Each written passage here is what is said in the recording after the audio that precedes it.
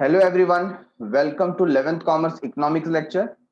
We are currently in chapter number 7, Unemployment in India. So let us take a quick revision of the chapter, what we have done in the last lecture. We have started with the introduction part that covered meaning of unemployment, and we subdivided unemployment part into two, that is rural unemployment and urban unemployment. Rural unemployment में हमने देखा first one is seasonal unemployment. It based upon season. जैसे season change होता है many of the farmers become unemployed, है ना. फिर उनको दूसरा सोर्स ऑफ इनकम सर्च करना पड़ता है. So throughout the year 365 days उनको एम्प्लॉयमेंट मिलता नहीं है ना. जो फार्मिंग करते हैं उनको in whole year 4 to 6 month और 8 month max to max job होता है. दैट मीन्स का जो वर्क होता है फार्मिंग का वो करते हैं. Rest of the things they have to do something else. Then we have disguised unemployment. Disguised unemployment का मतलब क्या होता है? People are seems to be doing the work but there is no extra additional productivity, marginal productivity due to their work. जो village area में, rural area में जो particular farming होती है वो लैंड एरिया से जो प्रोडक्टिविटी निकलेगी दैट इज लिमिटेड. वहां पर उसका एक लिमिट है. तो वहां पर अगर रिक्वायरमेंट है 10 वर्कर्स की और हम वहां पर 15 वर्कर्स एम्प्लॉय कर रहे हैं तो भी प्रोडक्टिविटी तो हमको उतनी ही मिलने वाली है. So that means 5 extra worker जो हमने उसमें पुट किया है तो दिखेंगे काम करते हुए, बट क्या उनकी कोई मार्जिनल प्रोडक्टिविटी है? क्या वो कुछ प्रोडक्टिविटी में ऐड कर रहे हैं? Answer is no. तो उनको बोला जाएगा डिसगाइज्ड अनएम्प्लॉयड. रूरल के बाद हम अर्बन में आ गए. अर्बन में हमने देखा एक है एजुकेटेड अनएम्प्लॉयमेंट. एजुकेटेड अनएम्प्लॉयमेंट मतलब ऐसे व्यक्ति जो जिन्होंने एजुकेशन अच्छा लिया हुआ है, हायर एजुकेशन तक पहुंच गए हैं, but they are waiting for a good opportunity in the market. मतलब they are willing to do work but वो वेट कर रहे हैं कि हमको कोई अच्छी अपॉर्चुनिटी मिलेगी तो ही हम काम करेंगे. दूसरे जो वर्क हैं जो लो लेवल के ऐसे बोले जा सकते हैं तो वो नहीं करना चाहते. उनको व्हाइट कॉलर जॉब चाहिए, अच्छा चाहिए, गवर्नमेंट जॉब चाहिए, इसके लिए वो वेट करते रहते हैं. तो इनको हम बोलते हैं एजुकेटेड अनएम्प्लॉयमेंट. नेक्स्ट है इंडस्ट्रियल अनएम्प्लॉयमेंट. इंडस्ट्रियल अनएम्प्लॉयमेंट में बहुत बार क्या होता है कि न्यू टेक्नोलॉजी आने की वजह से और रैपिड ग्रोथ ना होने की वजह से कई बार क्या होता है इंडस्ट्रीज में स्लो डाउन पीरियड आ जाता है. ठीक है.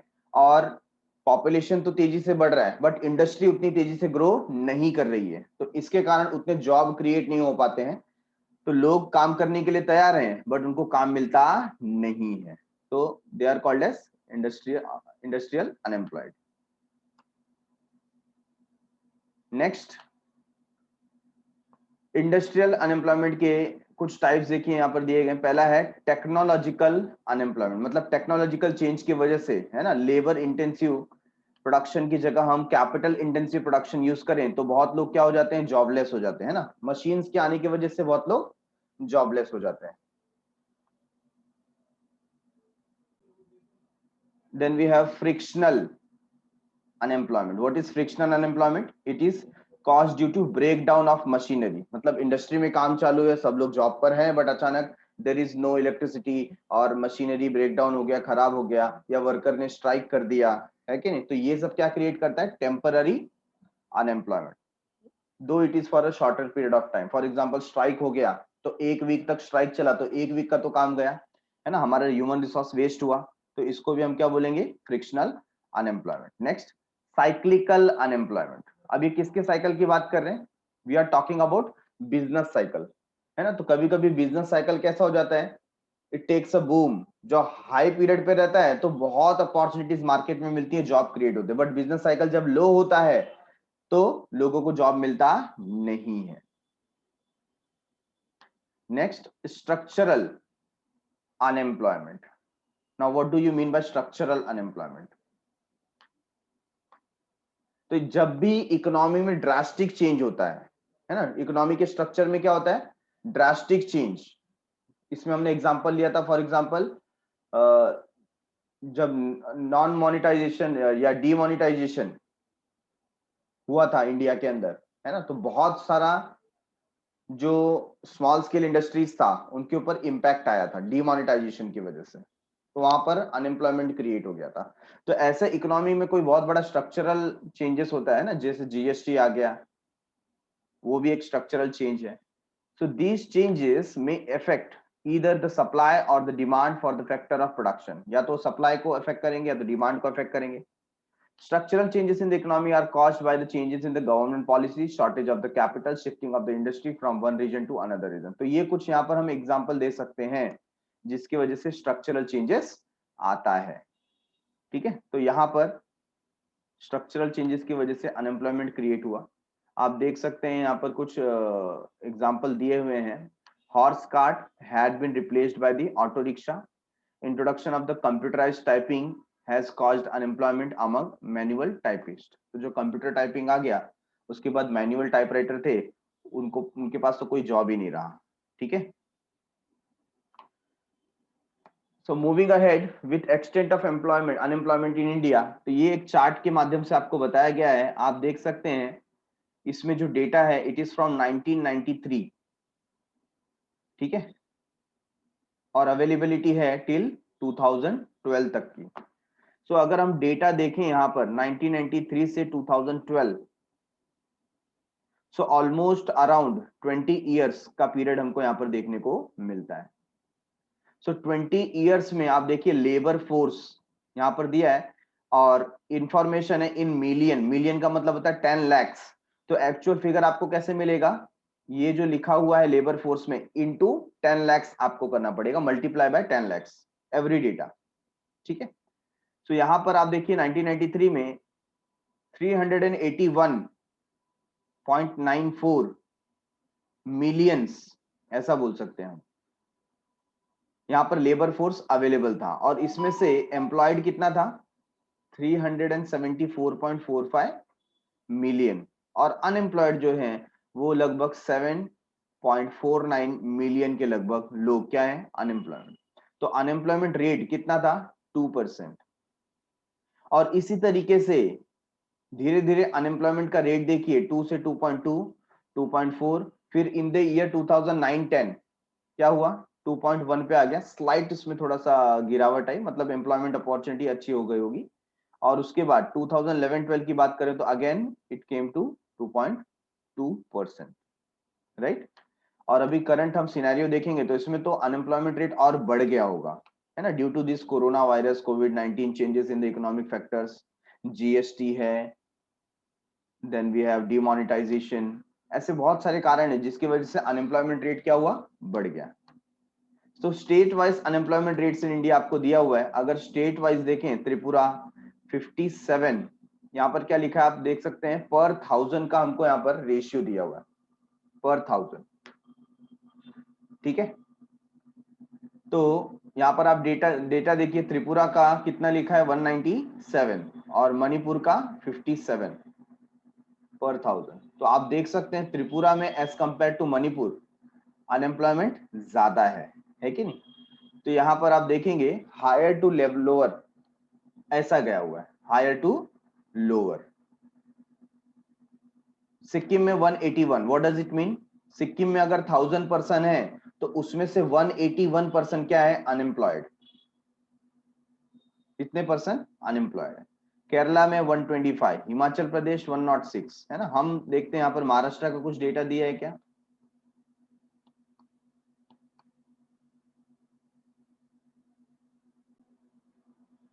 तो महाराष्ट्र का अगर हम डेटा देखें कि on every 1000 21 people are unemployed, this will give us 2.1% of unemployment rate in Maharashtra. That means 100 व्यक्ति में से हर 2 व्यक्ति क्या है अनएम्प्लॉयड है। सो इसी तरीके से हमको जितने भी स्टेट हैं सबका अनएम्प्लॉयमेंट रेट दिया है, और सबसे कम जो है इसमें किसका है गुजरात का। गुजरात है only 9 unemployment people out of 1000, है कि नहीं, जो कि बहुत कम हो जाता है, नॉट इवन 1%, 1% से भी कम है, 0.9% हम बोल सकते हैं। सो कॉज ऑफ अनएम्प्लॉयमेंट, हमारा नेक्स्ट क्वेश्चन है, कारण क्या है अनएम्प्लॉयमेंट का।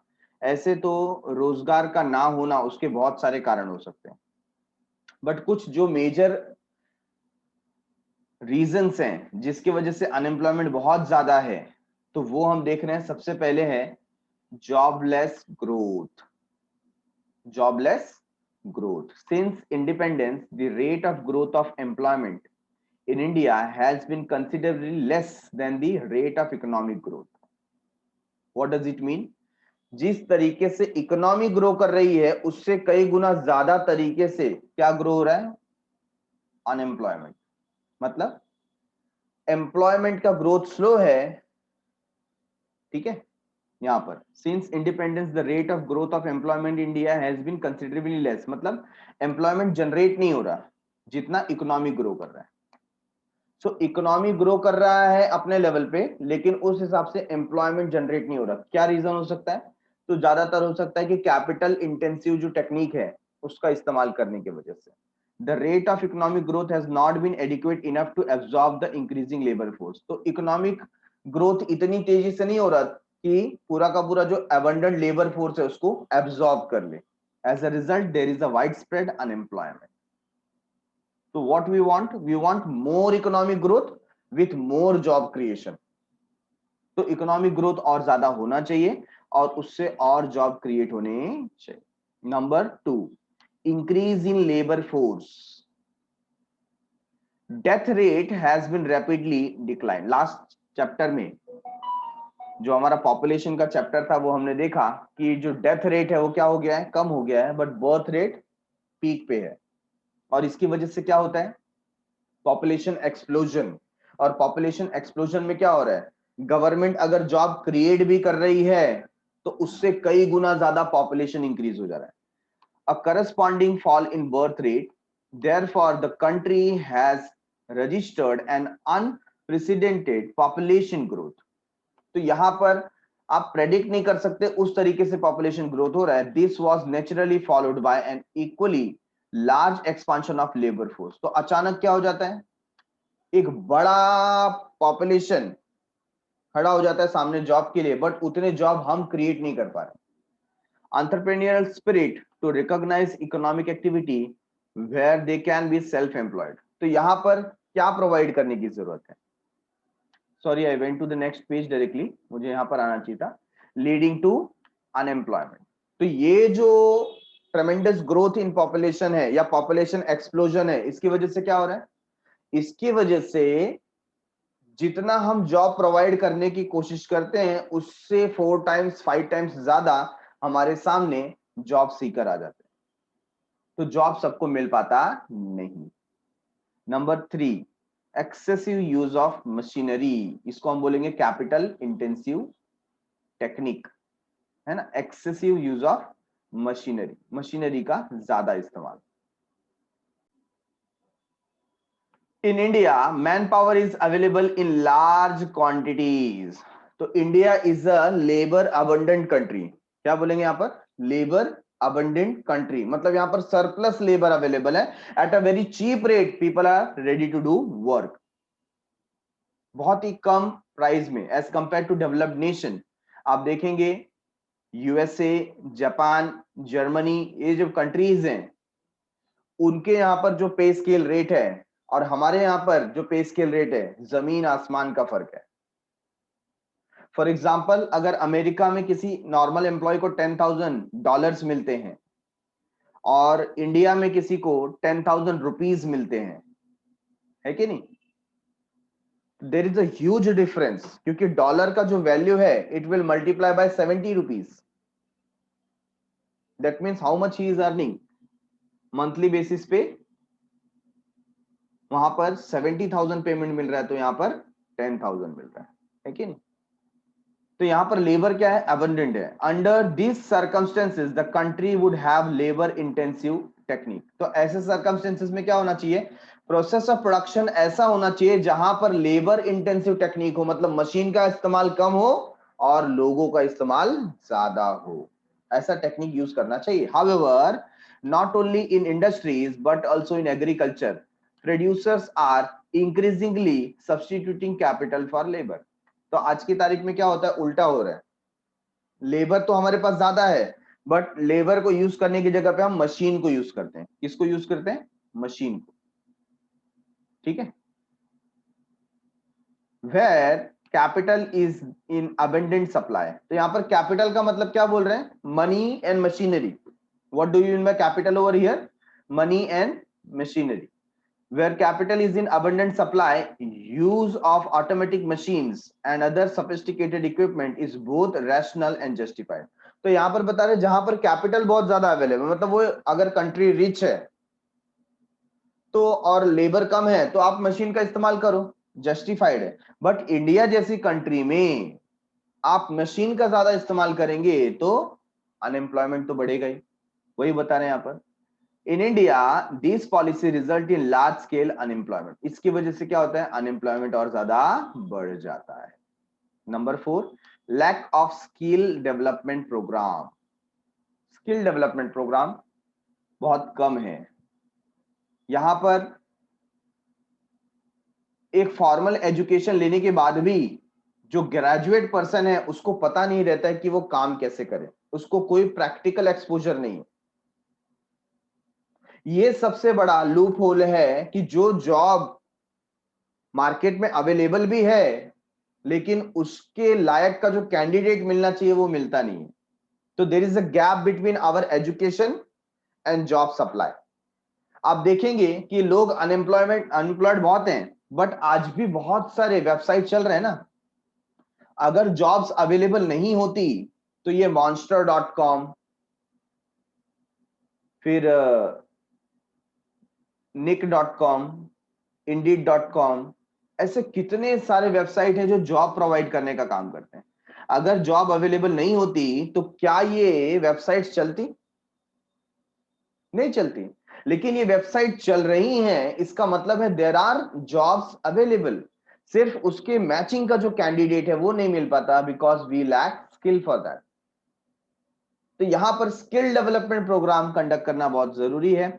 Vocational skills development courses which are compatible to Indian industries are comparatively less in number. तो जो वोकेशनल कोर्सेज होते हैं जहां पर प्रैक्टिकल एक्सपोजर मिलता है, बच्चों को सिखाया जाता है कि आप इंडस्ट्री में काम कैसे कर सकते हैं after their 10th and 12th, ऐसे वोकेशनल कोर्सेज बहुत कम है। So there is a depth of skill man power needed by the industry. तो यहां पर स्किल्ड मैन पावर की बहुत कमी है।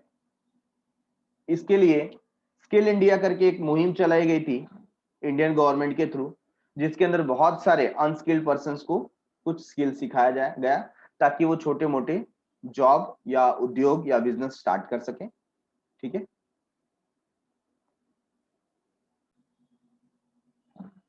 Point number 5, expectations towards employment. अब आ जाती है बात एक्सपेक्टेशन पे कि जब हम एजुकेशन लेते रहते हैं, है ना, हमारा मैट्रिक हुआ, दैट इज एसएससी हमने कंप्लीट किया, एचएससी लेवल पे गए, फिर हम ग्रेजुएशन लेवल पे, जब ग्रेजुएशन हमारा हो गया तो हमारा एक्सपेक्टेशन रहता है अभी तो हमारा ग्रेजुएशन हो गया, हमें अच्छी जॉब मिलनी चाहिए। But again at the same point, क्या हमने कोई स्किल डेवलप किया है, क्या हमें प्रैक्टिकल एक्सपोजर है, क्या हमें ट्रेन किया गया है? नो। तो नॉर्मल जो बेसिक ग्रेजुएशन है उसमें हमें कोई प्रैक्टिकल एक्सपोजर मिलता नहीं है, कोई ट्रेनिंग नहीं होती है, लेकिन हमारे जॉब के एक्सपेक्टेशन हाई होते हैं। Educated youth in India aspires for white collar job. कैसे जॉब चाहिए उसको, व्हाइट कॉलर जॉब चाहिए। There is a lack of innovative and entrepreneurial spirit to organise economic activities where they can be self employed. तो यहां पर जो economic activity के लिए एंटरप्रेन्योर स्पिरिट होनी चाहिए लोगों को, मतलब जॉब पाने की जगह जॉब प्रोवाइडर बनने के लिए जो सोचना चाहिए वो लोग सोचते नहीं है कि क्यों ना मैं एक बिजनेस ओपन करूं, एक इंडस्ट्री स्टार्ट करूं जहां पर मैं जॉब प्रोवाइड करूं। सेल्फ एम्प्लॉयमेंट के नाम पे बहुत बहुत रेयर लोग ऐसे हैं जो सेल्फ एम्प्लॉयड होना चाहें, सबको कुछ ना कुछ जॉब चाहिए। मुझे याद आता है एक बार एक कॉल सेंटर से कॉल गया, और ये जो कॉल सेंटर में पर्सन थे उनका काम था कि कॉलेज जो एमबीए कॉलेज है उनके एडमिशन करा कर देना। तो एमबीए कॉलेज में एडमिशन के लिए जो बच्चे होते हैं जिन्होंने अभी अभी 12th क्लियर किया हुआ है, उनके पेरेंट्स को वो कॉल करके परसुएट कर रहे थे कि आप हमारे इंस्टीट्यूट में भेजिए, हम आपके बच्चे को एमबीए कराएंगे, बेटर पे पैकेज होगा। तो वहां पर ये जो कॉल लगा वो एक रूरल एरिया में फार्मर के घर पे कॉल लगा। तो इन्होंने पिच किया कि हम इस पर्टिकुलर एमबीए कॉलेज से बात कर रहे हैं, आपके बच्चे को अगर अच्छा परसेंटेज आया है तो वो हमारे कॉलेज में एडमिशन लेकर के क्या कर सकता है, आगे की पढ़ाई कर सकता है। तो उस व्यक्ति ने पूछा कि क्या फीस होगा, तो उन्होंने बताया कि टोटल जो है 7 to 8 लाख रुपीस हमारे यहाँ पर एमबीए करने का होगा। तो उसने बताया ठीक है, एमबीए आपके यहाँ से करेंगे तो क्या स्टार्टिंग बेसिक सैलरी आप क्या प्रोवाइड करेंगे। तो उन्होंने बताया हम स्टार्टिंग में 20,000 25,000 तक का जॉब लगा करके देंगे। तो उस व्यक्ति ने बताया कि मैं यहाँ पर फार्मिंग करता हूं, आज मेरे बेटे या एरिया का कोई विलेज का कोई पर्सन ना फार्म लैंड में काम करने को तैयार नहीं है, और आप मेरे बेटे को एमबीए करने के लिए वहां पर बुला रहे हैं, और एमबीए होने के बाद आप स्टार्टिंग सैलरी 20-25 हजार देंगे, वो भी 2-3 साल के बाद। और उस दौरान जो आपके कॉलेज का फीस है वो तो अलग है, मेरा बेटा वहां तक जाएगा और फिर उसको हॉस्टल का खर्चा देना, उसके फूड एक्सपेंसेस देना, लगभग 10 से 20 हजार रुपए खर्चा तो वहां का होगा जो मुझे 2 साल तक बेयर करना पड़ेगा। उसने उल्टा ऑफर किया कि एक आप काम करो, आप हमारे विलेज में ना अपने शहर से, अपने टाउन से बच्चों को भेजो, मैं 25 हजार अभी का भी देने को तैयार हूं मेरे फार्मलैंड में काम कराने के लिए। जो आप काम एमबीए कराने के बाद पैसा देने वाले हो, मैं अभी का अभी कराने को तैयार हूं। सोचो क्या लेवल होगा यहाँ पर, मतलब जो एजुकेटेड मास है वो एग्रीकल्चर सेक्टर में जाना ही नहीं चाहता, वहां पर लेबर्स की कमी हो गई है। सो वही बात किया गया यहाँ पर, graduates prefer to remain unemployed till they get a job. जो ग्रेजुएट होते हैं वो बोलते हैं कि ठीक है, जब तक अच्छा जॉब नहीं मिलेगा तब तक मैं अनएम्प्लॉयड रहूंगा तो चलेगा, which is up to their expectation in terms of salary and nature of work. और उसके अंदर भी उनका क्या चाहिए, जो एक्सपेक्टेशन फुल करता हो, मुझे मेरा जॉब मेरे एरिया के नियर बाय चाहिए, इतनी सैलरी होनी चाहिए, सैटरडे संडे ऑफ होना चाहिए, है कि नहीं। तो एक्सपेक्टेशन काफी ज्यादा है, बट सामने स्किल इतना नहीं है, सिर्फ ग्रेजुएशन है। इसकी वजह से जब तक पर्टिकुलर प्रॉपर जॉब नहीं मिल जाता, वो 6 मंथ 1 ईयर क्या रहते हैं, अनएम्प्लॉयड रहते हैं। आप देखिए कितने सारे ग्रेजुएट्स ऑल ओवर मुंबई और महाराष्ट्र से एवरी ईयर बाहर निकलते हैं, बट उनको उसमें से जो 70% क्राउड है ऑन ईयरली बेसिस, 70% क्राउड को नेक्स्ट 6 मंथ तक कोई जॉब नहीं मिलता। और बाद में कितने ही सारे व्यक्ति स्टूडेंट कहां चले जाते हैं, कॉल सेंटर्स वगैरह में टेम्पररी जॉब के लिए चले जाते हैं। So this is the reality, इसको हम बोलते हैं एक्सपेक्टेशन। ठीक है, next, seasonal nature of agriculture. तो ये तो हमने देखा पहले ही कि जो रूरल अनएम्प्लॉयमेंट है ना, उसके अंदर ये ज्यादा काउंट होता है। Agriculture in India is seasonal by nature, it depends upon the monsoon, lack of irrigation facility, poor soil fertility, outdated production technique, non-availability of the certified seed and fertilizer are the factors that reduces the capacity of agriculture for the other gainful employment throughout the year। तो यहाँ पर वही चीज बता दिया गया कि जो फार्मर है, इंडियन फार्मर, वो किस पे डिपेंड होता है, मॉनसून पे डिपेंड करता है। उसके पास इरिगेशन फैसिलिटी नहीं है, उसके यहाँ पर जो जमीन है उसकी मिट्टी में फर्टिलिटी नहीं, उतनी उत्पादक क्षमता नहीं है, जो प्रोडक्शन टेक्निक है वो आउटडेटेड है, मतलब जो पुरानी मेथड है उससे ही वो प्रोडक्शन कर रहा है। जो प्रॉपर सीड चाहिए रहते हैं, बीज, है ना, जिसको हम HYV सीड बोलते हैं, HYV high yielding variety seed. तो ऐसे सीड अवेलेबल नहीं हो पाते हैं, ऐसे फर्टिलाइजर अवेलेबल नहीं हो पाते हैं जिसकी वजह से हम अपने प्रोडक्शन को इंक्रीज कर सकें। तो लोगों को अपॉर्चुनिटी बाहर ज्यादा अच्छी दिखती है कि फार्मिंग करने से अच्छा तो मैं बाहर जॉब करूंगा तो मुझको कम मेहनत में ज्यादा पैसे मिल जाएंगे। The labourers are employed only for the few months in a year. और जो लेबर्स हैं, क्योंकि throughout the year 365 days तो फार्मिंग होती नहीं है, उसमें से आपको 6 to 7 मंथ या 8 मंथ तक ही क्या मिलेगा, एम्प्लॉयमेंट अपॉर्चुनिटी, बाकी टाइम तो क्या होते हैं वो jobless. For the rest of the year the labour force remains jobless. Slow rate of economic development, ये रीजन भी हम पहले ही देख चुके हैं कि जो इकोनॉमिक डेवलपमेंट है उसका रेट बहुत स्लो है, इनएडिक्वेट है, ठीक है ना। तो जिस तरीके से इंडस्ट्रियल डेवलपमेंट होना चाहिए, इकोनॉमिक ग्रोथ होना चाहिए, वैसा नहीं हो रहा है। इसकी वजह से जितने जॉब क्रिएट होने चाहिए थे उतने जॉब क्रिएट नहीं हो पा रहे हैं। The overall economic development of the India is very low, slow, inadequate irrigation facility, fertilizers, unsatisfactory growth of infrastructure are all due to the inadequate industrial expansion। ये सब किसकी वजह से हो रहा है? Inadequate industrial expansion। Industrial expansion जितना होना चाहिए था उस लेवल पे नहीं हो पा रहा है, उतना फास्ट नहीं हो पा रहा है। As a result, employment opportunities have not increased enough in the rural sector to absorb the growing labor force। और इसी कारण की वजह से रूरल एरिया में एम्प्लॉयमेंट अपॉर्चुनिटीज मिलती ही नहीं है, कोई इकोनॉमिक ग्रोथ नहीं हुआ, कोई इंफ्रास्ट्रक्चर डेवलपमेंट नहीं हुआ, कोई इंडस्ट्रीज नहीं आई। तो ये जो एक्स्ट्रा अबंडेंट पॉपुलेशन है ये काम कहाँ पे करेगा? तो वो जॉबलेस हो जाते हैं। And the eighth one, migration of rural population. Migration, स्थानांतरण। स्थानांतरण क्या होता है? लोग जॉब की तलाश में एक जगह से दूसरी जगह जाते हैं, उसे हम बोलते हैं माइग्रेशन।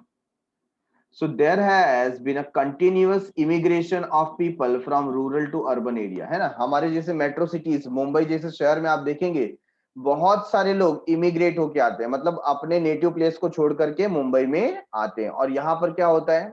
यहाँ पर धीरे धीरे क्राउड बढ़ने लगता है in search of job। This has increased the problem of unemployment in urban area। और इसी की वजह से अर्बन एरिया में भी अनएम्प्लॉयमेंट का प्रॉब्लम स्टार्ट हो जाता है, ठीक है। इसकी वजह से, इमिग्रेशन की वजह से लोग अपने रिमोट एरियाज, नेटिव प्लेस को छोड़ करके मेट्रो सिटीज में आते हैं ताकि उनको जॉब मिल पाए, बट यहाँ पर फिर लेबर अबंडेंट हो जाता है और यहाँ पर भी अनएम्प्लॉयमेंट की स्थिति क्रिएट हो जाती है। तो आप देखिए यू शुड नो में इफेक्ट्स ऑफ अनएम्प्लॉयमेंट ये दिया हुआ है, उसमें है एक economic effect and second one is social effect. Economic effect में आप देखिए पहला है वेस्ट ऑफ ह्यूमन रिसोर्स। जो ह्यूमन रिसोर्स हमारे पास अवेलेबल है जिससे हम काम करा करके ले सकते थे, प्रोडक्टिव वर्क, आज वो आइडल बैठा है ड्यू टू अनएम्प्लॉयमेंट। तो हमारे लिए वेस्ट है, क्योंकि एक बार वो पीरियड चला गया, वो टाइम चला गया, उसके बाद हम उसको रीगेन नहीं कर सकते, वापस नहीं ला सकते। Number two, difficult to implement welfare scheme.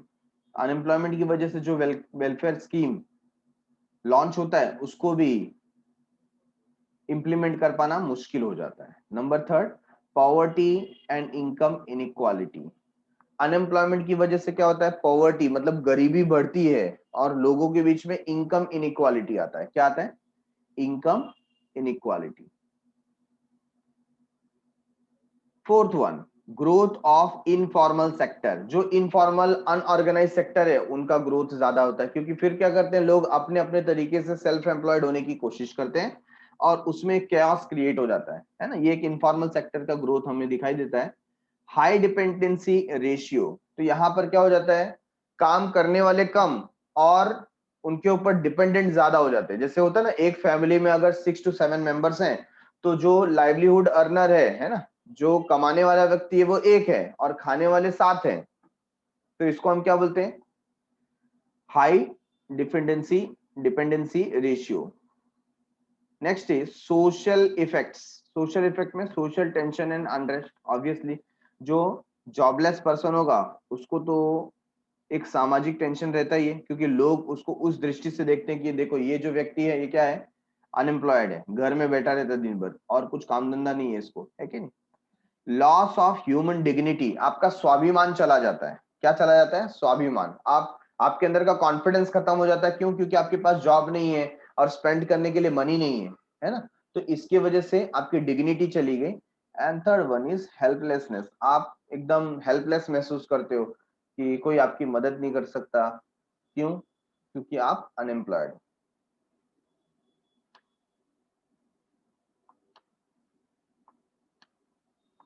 General measures to reduce unemployment, तो यहां पर हम कुछ जनरल मेजर्स की बात कर रहे हैं जिसकी वजह से अनएम्प्लॉयमेंट को कम किया जा सकता है, ठीक है।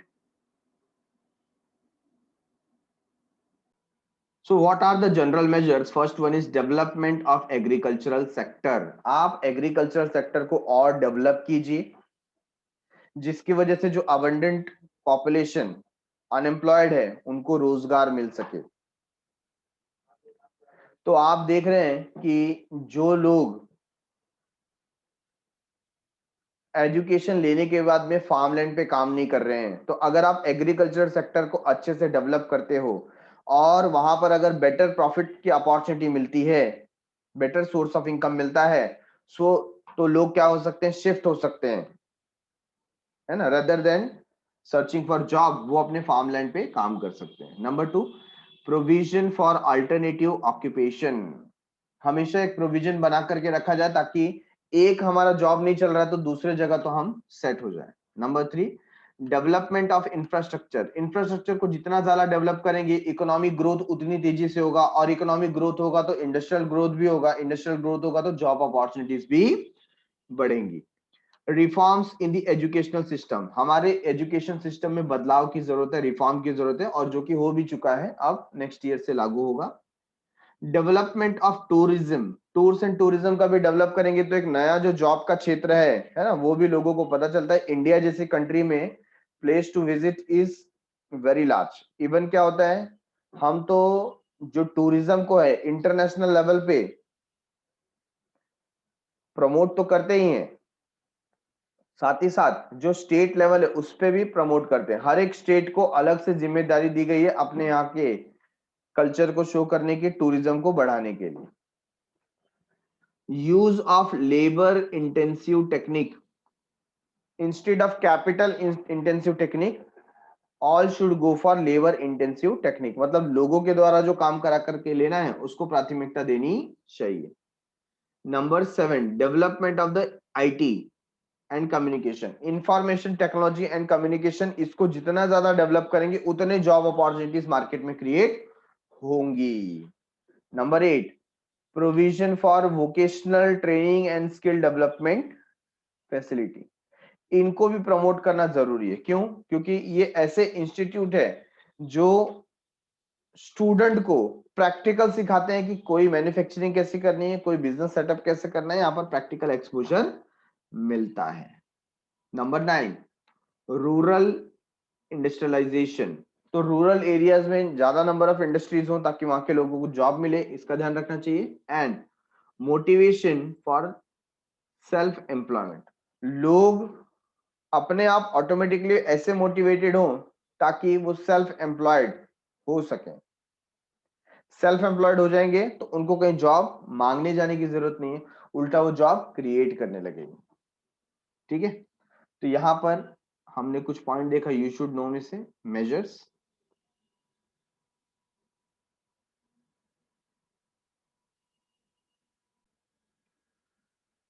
So now let us check the measures undertaken by the government. Government क्या कर रही है, क्या पॉलिसीज बना रही हैं अभी तक जॉब प्रोवाइड करने के लिए। ऐसा क्या हो रहा है जिसकी वजह से हम जॉब को जनरेट कर सकेंगे, क्योंकि इंडिया के सामने ये बहुत बड़ी प्रॉब्लम है, एक पॉपुलेशन का और दूसरा अनएम्प्लॉयमेंट का। जैसे जैसे पॉपुलेशन ग्रो हो रहा है वैसे वैसे लोग क्या हो रहे हैं, अनएम्प्लॉयड भी हो रहे हैं, क्योंकि उतने तेजी से इकोनॉमिक ग्रोथ नहीं मिल रहा। सो इसमें गवर्नमेंट क्या मेजर ले रहा है? सबसे पहला EGS, एम्प्लॉयमेंट गारंटी स्कीम। तो एक एम्प्लॉयमेंट की गारंटी वाली स्कीम गवर्नमेंट लेकर के आई है। Employment guarantee scheme was first introduced by the government of Maharashtra on 28 March 1972. This scheme was intended to provide productive employment to the rural population and thereby solve the problem of rural unemployment and poverty. तो ये किस पे concentrate कर रहा है? Rural unemployment और poverty के ऊपर कॉन्सेंट्रेट कर रहा है। Under this scheme, government assures to provide minimum employment guarantee or opportunity. ठीक है, यहाँ पर आपको कम से कम इतने आवर्स का, है ना, जो भी उनका मिनिमम रहेगा उतना आवर्स का आपको जॉब तो मिलेगा ही मिलेगा। Due to its success in Maharashtra, EGC was implemented in other state as well. तो ये जो गारंटेड स्कीम है इसके तहत आपको कुछ ना कुछ जो मिनिमम जॉब होना चाहिए वो तो आपको मिलेगा ही, और महाराष्ट्र में सक्सेसफुल हुआ तो दूसरे स्टेट में भी इसको इंप्लीमेंट करना स्टार्ट किया गया। सेकेंड वन है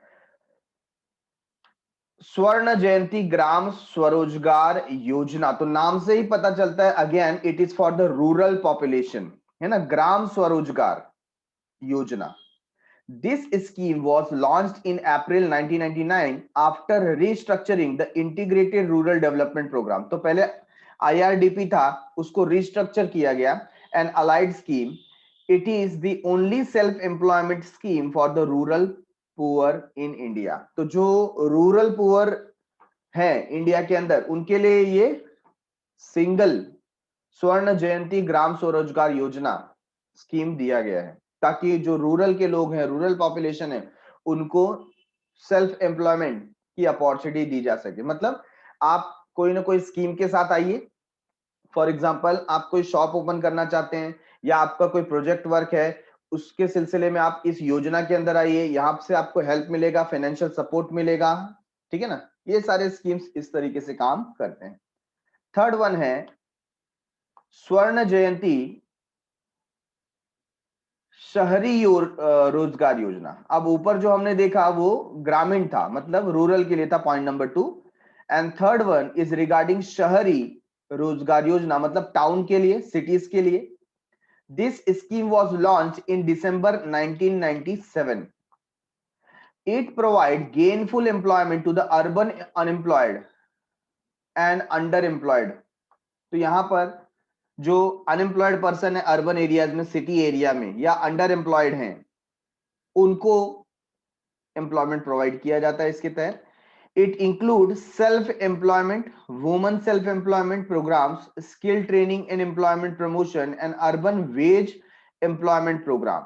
तो इस तरीके से उनको क्या दिया जाता है, जॉब अपॉर्चुनिटी, है ना। तो सेल्फ एम्प्लॉयमेंट, आप खुद अपने आप को एम्प्लॉय कर सको, इसके लिए आपको various types of job opportunity और बिजनेसेस बताए जाते हैं। इसी तरीके से वुमेन्स क्या कर सकते हैं सेल्फ एम्प्लॉयमेंट के लिए, उनके लिए प्रोग्राम दिया जाता है। फिर आपको कुछ छोटे मोटे जो स्किल्स हैं वो सिखाए जाते हैं, फॉर एग्जांपल इलेक्ट्रीशियन है, मोबाइल रिपेयरिंग कोर्सेस है, लैपटॉप रिपेयरिंग कोर्सेस हैं, ऐसे जो छोटे छोटे कोर्सेस हैं, कारपेंटरी का काम है, इसके बाद कलरिंग का काम है, ऐसे जो वर्क होते हैं, इसको लेकर के आपको स्किल्ड बनाया जाता है और फिर जॉब प्रोवाइड किया जाता है। For this scheme central government share 75% of the cost and state government share 25% of the cost. तो इस प्रोग्राम को चलाने के लिए सेंट्रल गवर्नमेंट और स्टेट गवर्नमेंट में 75-25 के रेशियो में एक्सपेंडिचर होता है। नंबर 4 प्रधानमंत्री रोजगार योजना। प्रधानमंत्री रोजगार योजना, this scheme is being implemented since 1993 to create and provide sustainable self-employment opportunity to more than 1 million educated unemployed youth। तो यहाँ पर 1 मिलियन का मतलब क्या हो गया, 10 लाख। तो 10 लाख जो एजुकेटेड अनएम्प्लॉयड पर्सन है उनके लिए जॉब क्रिएट करना, ये जवाबदारी प्रधानमंत्री रोजगार योजना में काउंट होता है। तो ये 1993 से चला आ रहा है। Training rural youth for self employment, so it was initiated in 1979 with the objective of tackling unemployment problem among the rural youth। तो रूरल यूथ के में जो अनएम्प्लॉयमेंट के प्रॉब्लम है, उनके अंदर स्किल नहीं होता, तो उनको ट्रेनिंग प्रोवाइड करके जॉब प्रोवाइड करना, ये इस स्कीम का गोल है। It aimed at training about 2 lakh rural youth every year. हर साल 2 लाख लोगों को क्या करते हैं, ये ट्रेनिंग देते हैं, to enable them to become self employed, ताकि वो क्या बन जाए, स्वावलंबी, सेल्फ एम्प्लॉयड हो जाए। ट्राइसिम was merged into स्वर्ण जयंती ग्राम स्वरोजगार योजना इन अप्रैल 99। तो बाद में क्या किया गया, इसको मर्ज कर दिया गया स्वर्ण जयंती ग्राम स्वरोजगार योजना में, हमने जो पॉइंट नंबर 2 में ही देखा था। देन है पॉइंट नंबर 6 जवाहर रोजगार योजना। On 1st April 1989, the government announced a new wage employment scheme, the Jawahar Rozgar Yojana, for intensive employment creation in 120 backward district। तो यहाँ पर फोकस किया गया 120 बैकवर्ड डिस्ट्रिक्ट के ऊपर, कि वहां पर जिसको जॉब की जरूरत है गवर्नमेंट ट्राई करेगी प्रोवाइड करने की। It was restricted to rural areas. तो यहाँ पर जो जॉब अपॉर्चुनिटी मिलेगी ये जो विलेज के, नेटिव प्लेस के या रूरल एरियाज के लोग हैं उनको ही मिलेगा। With effect from April 1999 it was renamed as Jawahar Gram Samriddhi Yojana. तो इसका नाम बदल करके जवाहर ग्राम समृद्धि योजना कर दिया गया।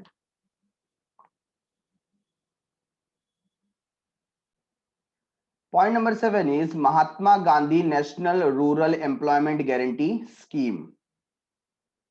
Mahatma Gandhi national rural employment guarantee scheme, ये जो आप देखेंगे ना ये बहुत फेमस स्कीम है, और आप इसके शॉर्ट फॉर्म में इसका नाम रीड करेंगे तो इसको बोला जाता है मनरेगा। हिंदी में क्या बोला जाता है? MNREGA. And in English it is MGNREGS।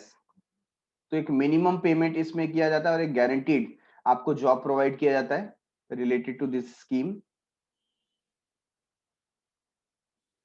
Since 2nd October 2009, National Rural Employment Guarantee Scheme has been renamed as Mahatma Gandhi national rural employment guarantee scheme. तो यहाँ पर नाम चेंज कर दिया गया 2 अक्टूबर 2009 से। जो पहले national rural employment guarantee scheme था उसका नाम नेशनल के आगे गांधी लगा दिया गया, Mahatma Gandhi. This scheme provide at least 100 days of guaranteed wage employment in a financial year to at least one member of every rural household. मतलब घर में से, पूरे फैमिली में से एक व्यक्ति को तो 100 दिन का काम दिया जाएगा। तो एक साल में आपको गारंटीड 100 डेज का जॉब मिलेगा। अब चाहे वो नहर खोदने का काम हो या सड़क बनाने का काम हो या तालाब बनाने का काम हो, है ना, कोई भी काम में आपको कम से कम 100 डेज का जॉब गारंटी है, वर्क गारंटी है। Whose adult member volunteers to do unskilled manual work. तो ऐसा व्यक्ति जो अनस्किल्ड काम है ना, जो बेगारी का काम होता है, जैसे मैंने आपको एग्जांपल दिया, नहर खोदना है, तालाब खोदना है, सड़क निर्माण का काम होता है, तो ऐसे ही काम में आपको 100 दिन का गारंटीड वर्क दिया जाता है और उसके ब्याह में फिर आपको डेली बेसिस पे वेजेस मिलता है। नंबर 8, दीन दयाल उपाध्याय ग्रामीण कौशल्य योजना। अब यहां पर देखेंगे 2014, मतलब जहां पर मोदी गवर्नमेंट आई और कांग्रेस की गवर्नमेंट चेंज हुई, और यहां पर हमको ये पॉलिसी देखने को मिलती है। It is the most important placement linked skill training programme under the ministry of rural development announced on September 23, 2014। क्या बता दिया इसको? Most important placement linked skill training. मतलब आपको ट्रेनिंग दिया जाएगा और ट्रेनिंग के बाद आपको प्लेस किया जाएगा। दोनों काम यहां पर दे रहे हैं। ट्रेनिंग के बाद जॉब अपॉर्चुनिटी आपकी फिक्स है, लेकिन कहां पर? ग्रामीण इलाके में, जो रूरल एरियाज है वहां पर। The mission of this scheme to reduce poverty as well as provide gainful and sustainable employment through regular wages। तो यहां पर बात की गई है कि आपको एक तो पॉवर्टी से निजात, जो गरीबी है उससे निजात पाना है, उससे निकालेंगे। दूसरा कि आपको ऐसा जॉब दिलाएंगे ना जो लॉन्ग टर्म हो, सस्टेनेबल हो। ऐसा नहीं कि आपको 100 दिन का काम दिया उसके बाद फिर आप बेरोजगार है, ऐसा नहीं। आपको ऐसे स्किल डेवलप करा करके देंगे ताकि आप रेगुलर बेसिस पे हमेशा जॉब पर रहें। The focus of this programme is on the rural youth from poor families. तो जो गरीब घर से, जो रूरल यूथ है बिटवीन 15 to 35 के एज ग्रुप का है, उनको ट्रेनिंग देकर के प्लेसमेंट कराना, ये इसका मेन फोकस काम था। तो 2014 से लॉन्च हुआ। उसके बाद national policy for skill development and entrepreneurship 2015 से, ये बहुत अच्छी योजना जो एनडीए गवर्नमेंट है, या हम बोल सकते हैं कि बीजेपी गवर्नमेंट लेकर के आई है, जिसके तहत जो रिमोट एरियाज हो या जो अर्बन एरियाज हो, वहां पर ट्रेनिंग दे करके, स्किल डेवलप करा करके, एक एंटरप्रेन्योरशिप लोगों में डेवलप करने की भावना से ये स्कीम को चलाया गया। सो इसको कहा गया national policy for skill development and entrepreneurship 2015। The first national policy on skill development was notified in 2009। तो पहला जो पॉलिसी था वो 2009 में नोटिफाई किया गया to promote private sector participation via innovative funding model. तो यहाँ पर प्राइवेट सेक्टर को भी क्या किया गया? इन्वॉल्व किया गया, ताकि वो लोग भी क्या करें, इसमें फंडिंग करें। अल्टीमेटली अगर कोई पर्सन स्किल्ड हो जाता है तो वो प्राइवेट एरिया में भी तो जाके जॉब कर सकता है। तो हमने प्राइवेट एरिया से भी सपोर्ट मांगा कि आप लोग भी कुछ फंडिंग कीजिए ताकि हम लोग ये जो पॉपुलेशन है उसको क्या कर सकें, स्किल्ड लेबर में कन्वर्ट कर सकें, और फिर यहीं से आप लोग क्या कर सकते हैं, आप अपने यहाँ पर इनको एम्प्लॉयमेंट दे सकते हैं। The objective of this scheme is to coordinate and strengthen factors essential for growth and entrepreneurship across the country. इसका मेन ऑब्जेक्ट क्या है? कोऑर्डिनेट करना और मजबूती देना किसको? Factors essential for growth end of entrepreneurship. ऐसे फैक्टर्स जो एंटरप्रेन्योरशिप को क्या करते हैं? डेवलप करते हैं ऑल ओवर द कंट्री। मतलब लोगों को जागरूक करके खुद बिजनेसमैन बनना है ऐसे मोटिवेट करना, और उसके लिए स्किल डेवलप करना। This would include promote entrepreneurship culture, एक ऐसा संस्कृति डेवलप करें जहां पर सब क्या बनना चाहें? Entrepreneur. Encourage entrepreneurship as a visible career option through advocacy. तो यहां पर एंकरेज करना कि आप सिर्फ जॉब सीकर मत बनो, जॉब ढूंढो मत, एंटरप्रेन्योर बनो और जॉब प्रोवाइड करो। तो एक ऐसा करियर ऑप्शन विजिबल हो सके, इसके लिए मोटिवेट करना। Promote entrepreneurship among women, women entrepreneurship यहां पर बहुत इंपॉर्टेंट हो जाता है। तो ये 3 चीजों के माध्यम से जॉब प्रोवाइड करने के लिए स्कीम लॉन्च हुई। Point number 10, startup India initiative 2016, और इसके बारे में तो आपने भी सुना है, आपके लिए नया नहीं है। Startup India, it was introduced in January 2016 with an aspiration to impart more strength and inspiration to the talented young generation of India to do something new for India and humanity.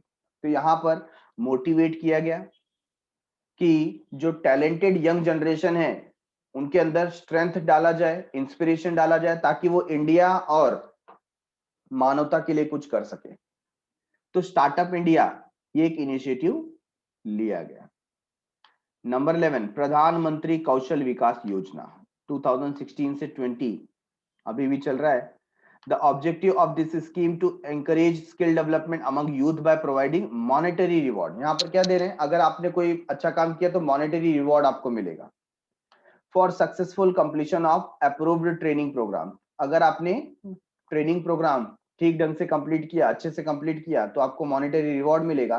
The government has allocated a budget of 12,000 crore till 2020 for implementation of the scheme. तो ये जो scheme था वो 4 साल के लिए रखा गया, 2016 से 20 तक के लिए, और इसमें 12,000 करोड़ का इन्वेस्टमेंट है। गवर्नमेंट ने अनाउंस किया कि हम अपने बजट से 12,000 करोड़ रुपए देंगे, और कैसे देंगे कि जो पर्टिकुलर यंग पर्सन अपना ट्रेनिंग कंप्लीट करता है उसको मॉनेटरी रिवॉर्ड दिया जाएगा कोई ना कोई बिजनेस स्टार्ट करने के लिए। ठीक है, so here we have completed with all the measures taken by the government. लगभग 11 पॉइंट्स इसके अंदर हैं, and you can see one by one हमने ये सारे के सारे फिनिश किए कि over the period of time क्या क्या स्कीम्स लॉन्च किए गए ताकि पॉवर्टी कम हो सके, अनएम्प्लॉयमेंट कम हो सके। ठीक है, अल्टीमेटली इतना सब करने के बाद भी इंडिया में अनएम्प्लॉयमेंट की प्रॉब्लम नहीं जा रही है, और इसका एकमात्र कारण है पॉपुलेशन एक्सप्लोजन। तो अगर इंडिया को ग्रोथ ओरिएंटेड बनना है, हायर एजुकेशन के गोल को अचीव करना है, सभी के पास एम्प्लॉयमेंट हो, सबको लाइवलीहुड मिले, इसको अचीव करना है, तो सबसे पहले पॉपुलेशन पे कंट्रोल करना पड़ेगा। दूसरा, एजुकेशन पॉलिसीज चेंज करनी पड़ेगी। तीसरा, हर एक व्यक्ति के अंदर जो थियोरेटिकल नॉलेज है उसके साथ साथ प्रैक्टिकल एक्सपोजर उसको मिले, ऐसे भी कुछ कदम उठाने पड़ेंगे। तब जाकर के हम आने वाले 10 साल में इंडिया को एक वर्ल्ड टीचर के रूप में देख सकते हैं, जो दुनिया को सिखाएगा कि पूरे नेशन को कैसे चलाना चाहिए। ठीक है, इसी के साथ ये पर्टिकुलर चैप्टर यहाँ पर फिनिश होता है, और हम लोग ने पॉपुलेशन कंप्लीट किया, अनएम्प्लॉयमेंट चैप्टर कंप्लीट किया। तो rest of the things we will do in the next lecture. आप इसको पढ़िए, कुछ डाउट होता है तो पूछिए। Thanks a lot for watching. मिलते हैं अगले एपिसोड में विद अ न्यू चैप्टर। तब तक के लिए बाय बाय, शुक्रिया, शबा खैर, सायोनारा।